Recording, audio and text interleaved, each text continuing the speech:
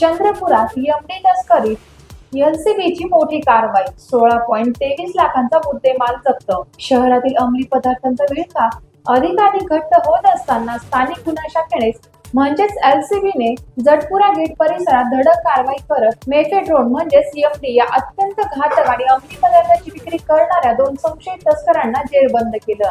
या कारवाईत तब्बल 104.210 ग्रॅम एमडी, 2 मोबाईल फोन आणि रोख रक्कम असा एकूण 16,23,370 रुपयांचा मुद्देमाल पोलिसांनी जप्त केला.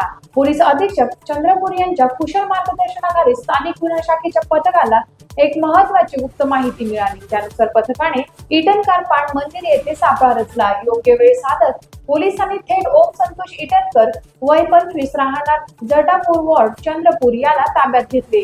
त्याची वैयक्तिक झडती घेतली असता एमडी अंमली पदार्थ आढळून आला. त्यानंतर पोलिसांनी त्याच्या घराचीही कसून झडती घेतली, ज्यात अतिरिक्त मुद्देमाल हाती लागला. चौकशी दरम्यान ओम इटनकर याने महत्त्वाची कबुली दिली. त्याने सांगितले की हा अंमली पदार्थ त्याने इरफान उर्फ बुऱ्या पठाण, राहणार बागलखिंड, चंद्रपूर याच्याकडून खरेदी केला होता. या माहितीच्या आधारे पोलिसांनी तांत्रिक पुरावे गोळा करून तातडीने इरफान पठाण यालाही अटक केले.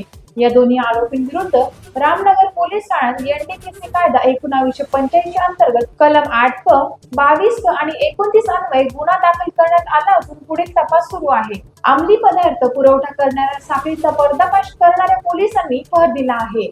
या प्रकरणातील आर्थिक व्यवहार, पुरवठ्यासाठी आणि अन्य संशयित आरोपींचा शोध वेगाने घेतला जात आहे.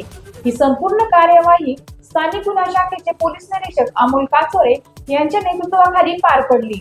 शाखेतील अधिकारी व कर्मचाऱ्यांनी समन्वयाने काम करत ही मोहीम यशस्वी केली. टाइम्स ऑफ महाराष्ट्रासाठी चंद्रपूर शहर प्रतिनिधी अमर चांदेकर यांचा रिपोर्ट.